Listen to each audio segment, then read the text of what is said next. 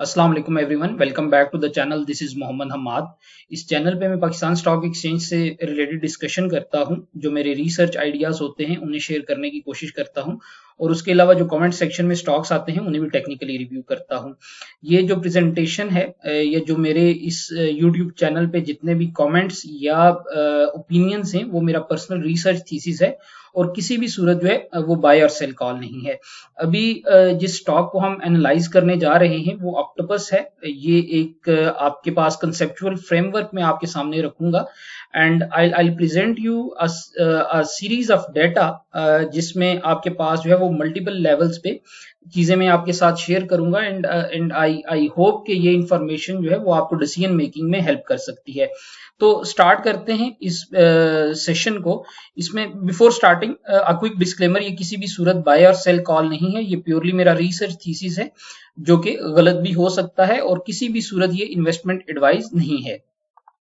सो traditionally हम लोग जो यूज कर रहे होते हैं ट्रेडर्स, आपकी के नंबर्स, वो मूविंग एवरेजेस के या कोई भी नंबर जो यूज कर रहे होते हैं उसमें नॉर्मली ये होता है कि 20 days moving average, 50 days moving average और इस किस्म की चीजें लेके चलते हैं। But will keep this study highly scientific, और जो आपका साइंटिफिक अप्रोच है आपकी उसको लेके चलेंगे, और इसमें हम जो है एक सीरीज यूज करेंगे, Fibonacci series.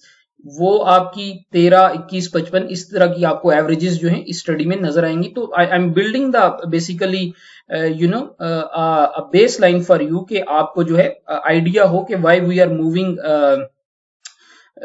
Beyond the usual method जो हमारे पास अभी करंटली टेक्निकल एनालिसिस का है। तो जस्ट अ क्विक ओवरव्यू, ये 12th सेंचुरी का मैथमेटिशियन था फिबोनाची, इटालियन मैथमेटिशियन था, and he had great contributions towards science in mathematics. ये आपका इसने 1202 में एक किताब लिखी थी, लिबर एबेकी, और बेसिकली इसने यूरोप को इंट्रोड्यूस कराया था to the Hindu Arabic numeral system. जो आपका 0123 अभी ये जो आप लिखते हैं ये हिंदू अरेबिक न्यूमेरल सिस्टम है। इससे पहले जो है वो रोमन पे चलते थे। आपके कब west that was like this, it looks like this, and this was difficult. Try doing maths on these alphabets, you will know how difficult it could be. But moving back to the point, जो zero है आपका digit, ये इसके पीछे भी contribution है आपका Fibonacci का, कि फिबोनाची ने इसे इंट्रोड्यूस कराया था वेस्ट को। ये इंडिया से ट्रेवल किया इसने, जीरो ने मिडल ईस्ट में गया। अल ख्वारिज़मी जो फादर ऑफ अलजेब्रा भी इसे बोलते हैं, ये मिडल ईस्ट में काम कर रहा था, इसके पास ये गया, एंड वहां से Fibonacci took it to the west and introduced this 0123, जिस तरह अभी आप नंबर्स लिखते हैं, टू द वेस्ट।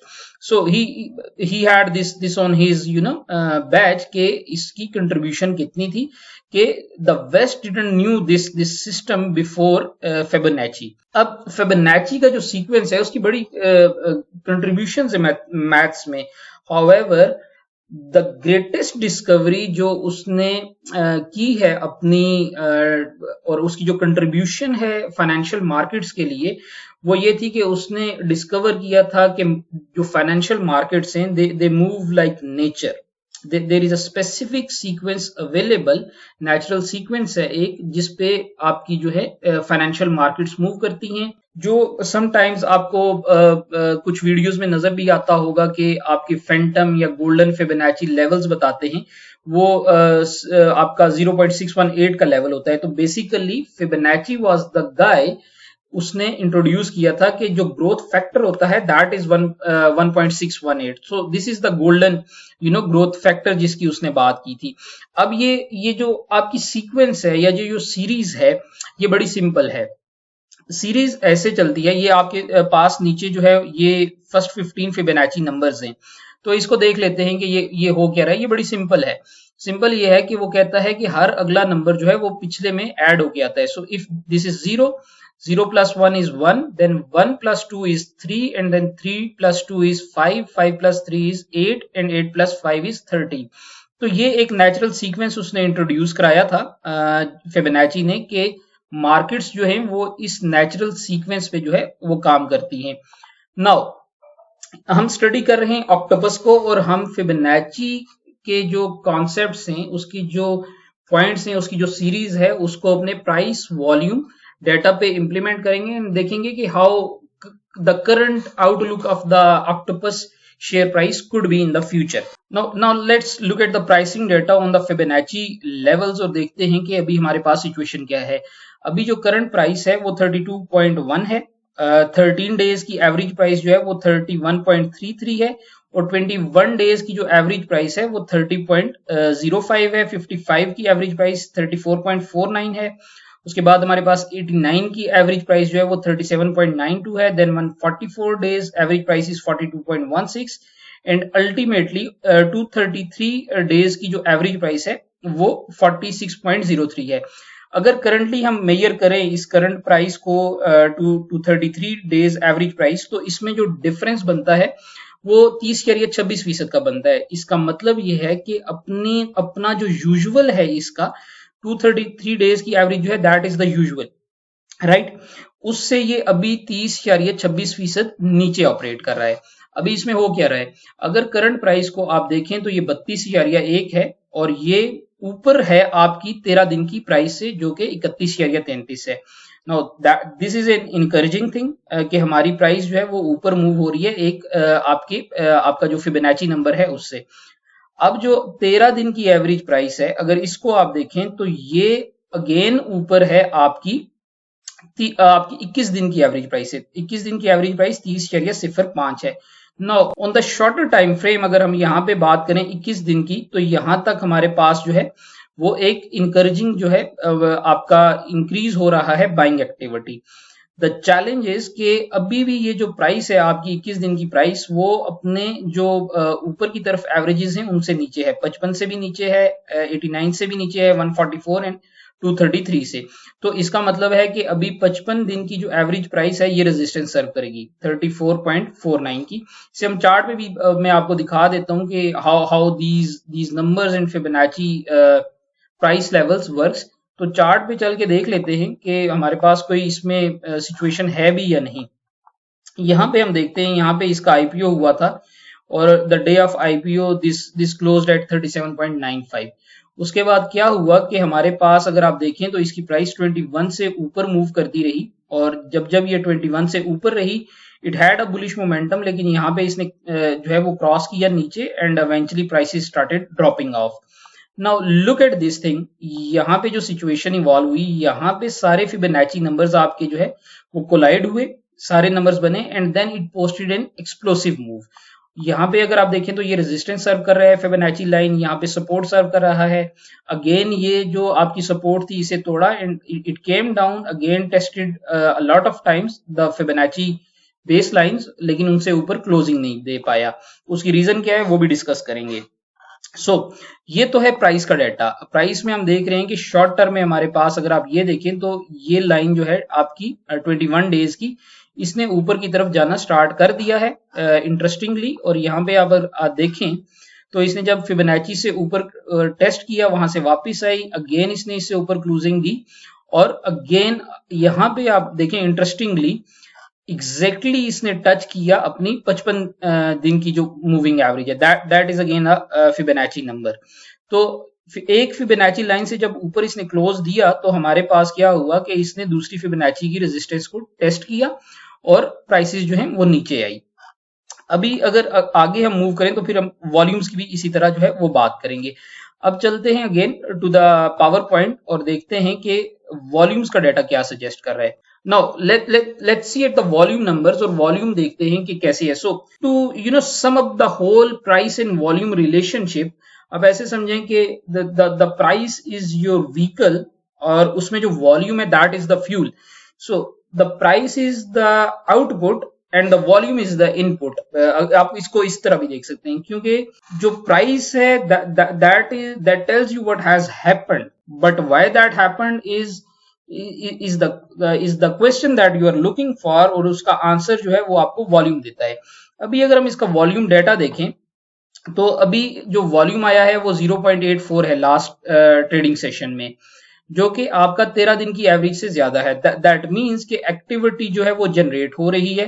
21 दिन का जो इसका वॉल्यूम बनता है वो 0.97 है, 55 डेज का 0.55 है, 89 डेज का 0.54, 154 डेज का एवरेज वॉल्यूम 0.59 और 233 डेज का जो आपका एवरेज वॉल्यूम है वो 0.71 है। नाउ ये जो 233 दिन का आपका एवरेज मार्केट वॉल्यूम है ये यूजुअल है, दिस इज नॉर्मल, ठीक है, कि इसमें जो ट्रेडिंग होगी वो 0.71 मिलियन वॉल्यूम्स के आसपास जो है वो शेयर्स ट्रेड होंगे किसी एक गिवन ट्रेडिंग सेशन में।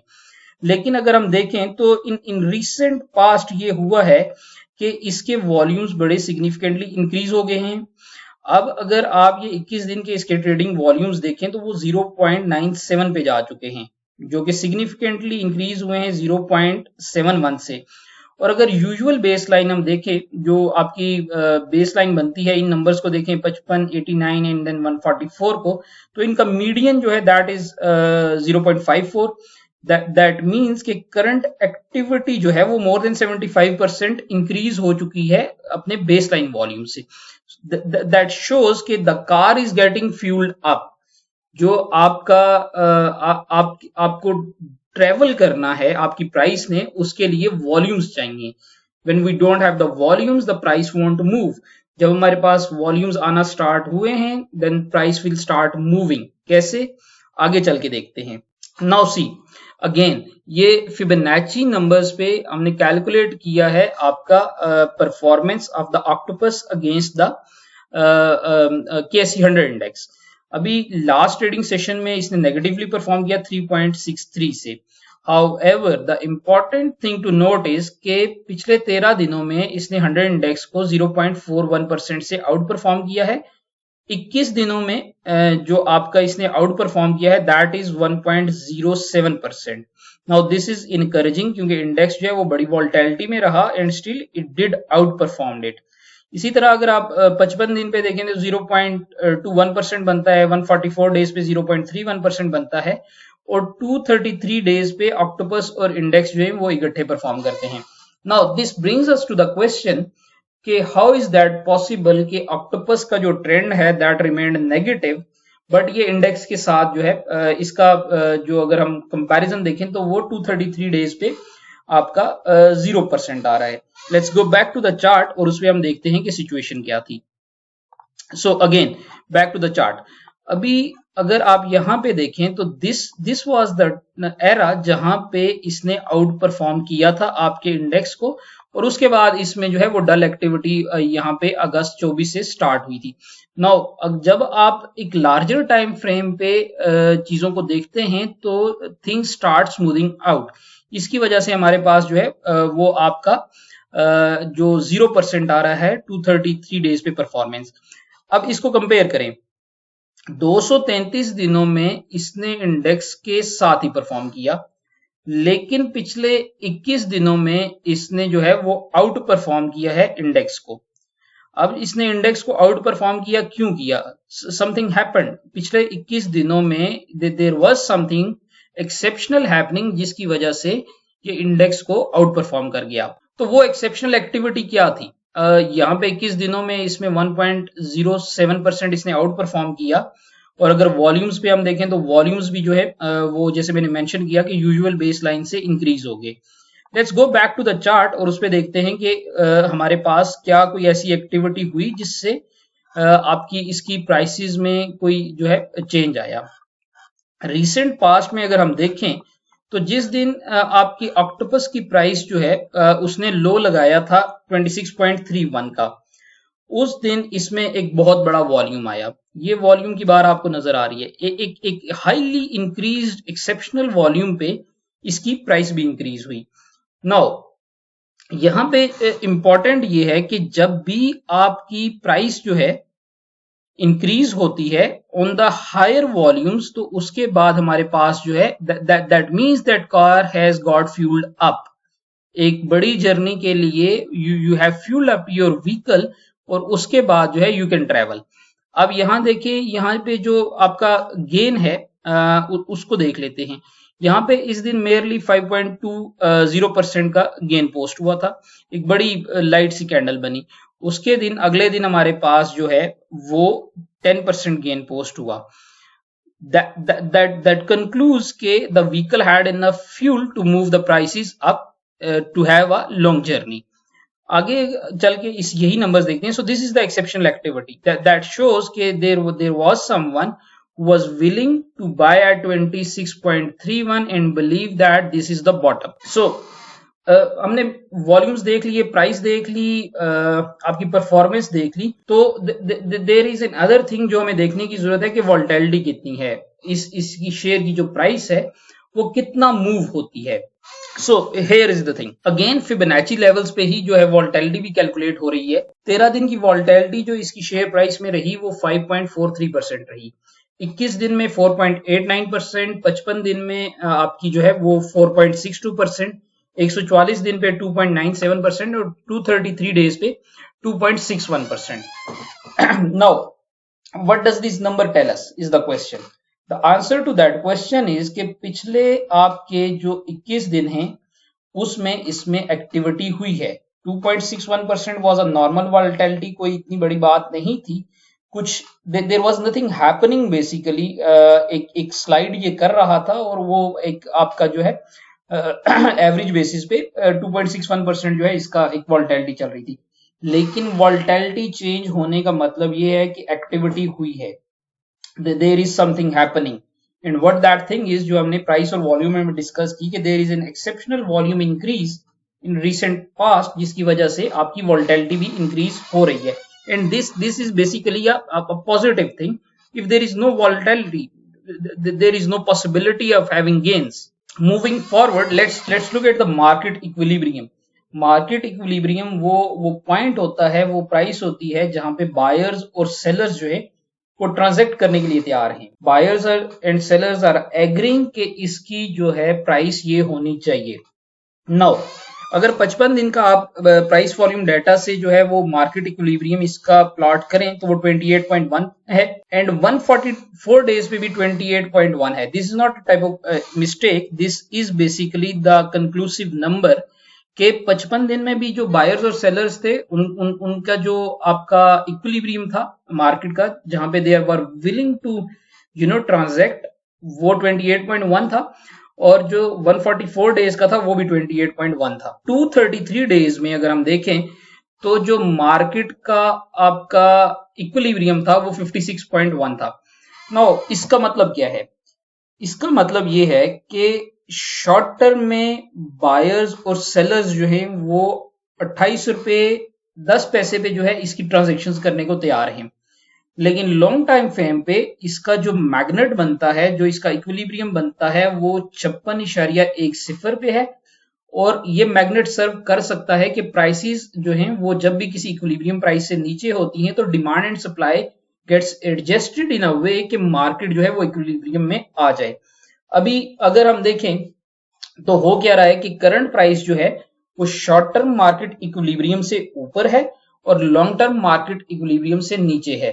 अब दो चीजें होंगी, इधर तो वो शॉर्ट टर्म इक्विलिब्रियम पे सस्टेन करेगी और that will eventually gate pushed up के हमारे पास वो अपने 233 डेज के मार्केट इक्विलिब्रियम को टेस्ट करे. होगा क्या? Remember I talked about the car, the fuel. जैसे जैसे आपका मार्केट में वॉल्यूम इसका इंक्रीज होगा, that would mean that that this stock is preparing to go for a long drive. जब आपने इंटरसिटी ट्रेवल करना है तो you don't need to look at the gauge. You know how much fuel is required and you are not concerned कि अभी क्या situation है मेरे पास फ्यूल की, because you have the opportunity to get it fueled.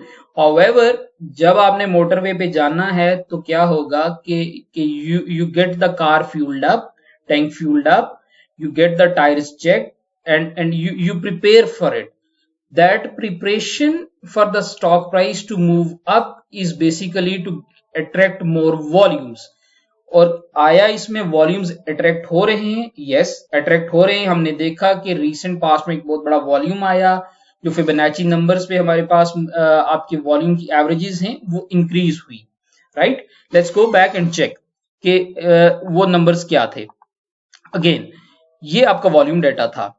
अभी इसमें इसमें normally जो इसमें फ्यूल होता है वो 0.71 होता है। हाउएवर अभी जो इसमें फ्यूल आ चुका है that is 0.97 million.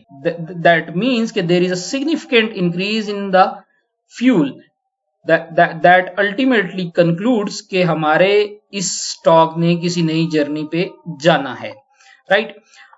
But again आगे चलते हैं थोड़ा सा। Now there is a relationship between the stock prices in volumes, और वो बड़ा बेसिक एक रिलेशनशिप है कि अगर आपके वॉल्यूम्स इंक्रीज हो रहे हैं और प्राइस इंक्रीज हो रही है, दैट शोज कि एक जो है वो अच्छा मोमेंटम उस स्टॉक में अवेलेबल है। दूसरा ये हो सकता है कि आपकी जो है वो प्राइसेस इंप्रूव हो रही हैं, इंक्रीज हो रही हैं, लेकिन वॉल्यूम्स इंक्रीज नहीं हो रहे।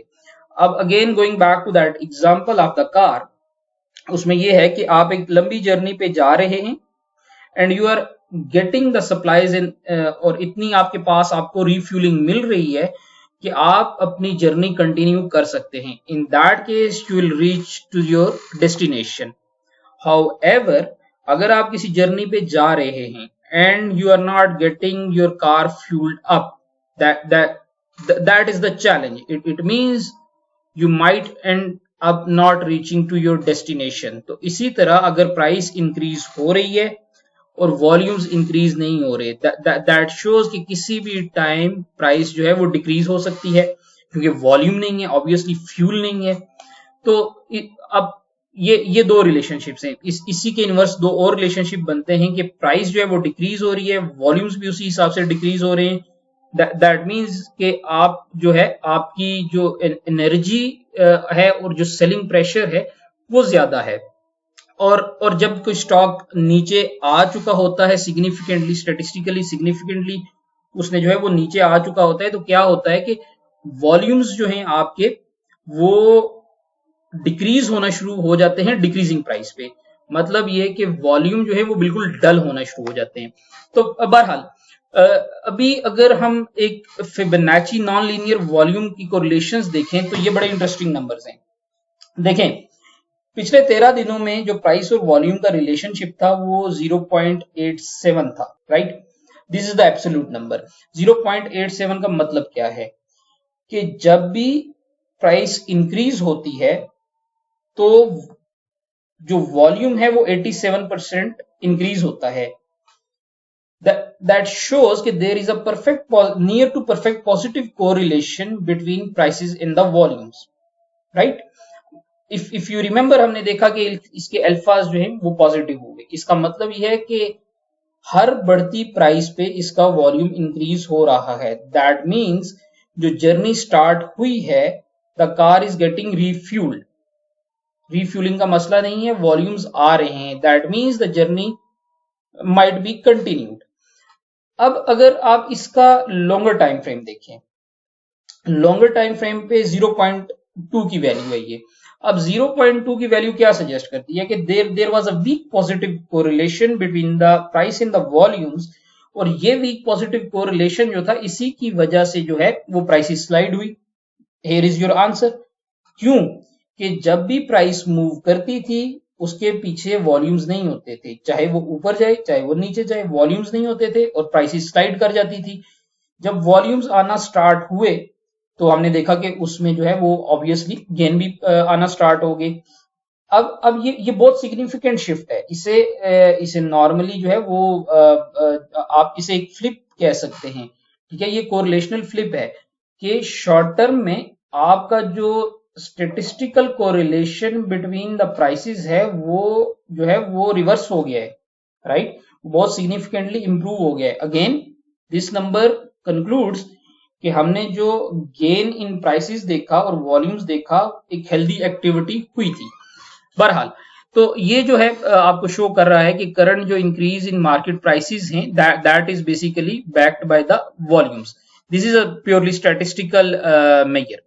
अब इससे थोड़ा आगे चलते हैं। Let's take a deep dive, let's do some complex maths here, right. Now 21 days की जो प्राइस की मूवमेंट हुई उसकी एवरेज बहुत अच्छी आई। ठीक है, अगर आप इसकी रिग्रेशन टेस्टिंग करें तो इसका जो रिजल्ट आता है, जो स्लोप ऑफ द प्राइस बनती है वो 0.35 है। इसका मतलब ये है आसान लफ्जों में कि आपकी जो पिछले 21 दिनों में प्राइस का इंक्रीज हुआ है, हर दिन 35 पैसे से हुआ है। राइट, अब हर दिन प्राइस जो है, प्राइस किसी दिन ऊपर भी गई, किसी दिन नीचे भी आई, लेकिन अगर आप इसकी रेग्रेशन टेस्टिंग करें तो that shows with a standard error of 1.35 कि वो आपकी 0.35 पैसा पर डे से इंक्रीज हुई है। नाउ समरी में देखें, वॉल्यूम्स इंक्रीज हो रहे हैं, प्राइसेस इंक्रीज हो रही हैं, उसके बाद पॉजिटिव कोरिलेशन है, कोरिलेशन फ्लिप हो रहा है वीक पॉजिटिव से, लॉन्ग टर्म पे वीक पॉजिटिव था, शॉर्ट टर्म में जो है वो आपका स्ट्रॉन्ग पॉजिटिव हो गया है। और रिग्रेशन जो टेस्टिंग है वो बताती है कि हमारे पास एक पॉजिटिव स्लोप भी बन गई है और प्राइसेस उसके आगे पीछे जो है वो एक रुपए 35 पैसे से मूव कर रही हैं। Now you have all the data, you have the all the charting tools available। Beginner series में हमारे पास जो है वो बेसिक चार्टिंग जो ड्राइंग के टूल्स हैं उनके बारे में मैंने जो है वो बेसिक चीजें सारी बताई हुई हैं। ये सारी चीजें और ये डेटा अगर इनकॉर्पोरेट करें तो that leads me to the question कि what do you think about the octopus? Is this car getting fuelled up for a long journey, या आपको लगता है कि ये एक ट्रैप है, यहां से नीचे चीजें जा सकती हैं और this is not a stock worth looking at? Do your charting, do your homework, put in the comment section कि आपको क्या लगता है कि how the octopus prices are going to behave. Thank you so much, thank you so much for listening. I hope कि ये information आपके लिए वैल्यू ऐड करेगी। And if you believe so कि ये जो सेशन था इसने आपके लिए कोई वैल्यू ऐड की है, तो आई हाईली अप्रिशिएट कि एक तो आप इसको प्लेटफॉर्म को सब्सक्राइब कर लें और दूसरा please feel free to share it with the fellow traders and investor, so everyone can have a learning opportunity. So again, thank you so much for listening. Have a good day.